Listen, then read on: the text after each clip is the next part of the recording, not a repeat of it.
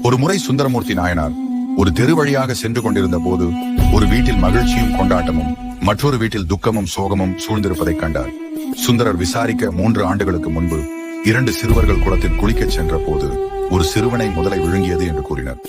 அன்று உயிர் பிழைத்த சிறுவனின் உபநயன சடங்கு நடப்பதால் மகிழ்ச்சியும், அதே நேரத்தில் எதிர் வீட்டில் தங்கள் மகனை இழந்ததால் சோகத்தில் மூழ்கியிருந்தனர். இதை கேட்ட சுந்தரர் அங்குள்ள அவிநாசிலிங்கேஸ்வரர் கோயிலுக்கு சென்று முதலை விழுங்கிய சிறுவனை மீண்டும் உயிரோடு திருப்பி தருமாறு சிவபெருமானை நோக்கி பதிகம் பாடத் தொடங்க வறண்டிருந்த குளம் தண்ணீரால் நிரம்பியது. அதிலிருந்து முதலை ஒன்று வெளிவந்து 7 வயது வளர்ச்சி பெற்ற சிறுவனை வெளியே விட்டது.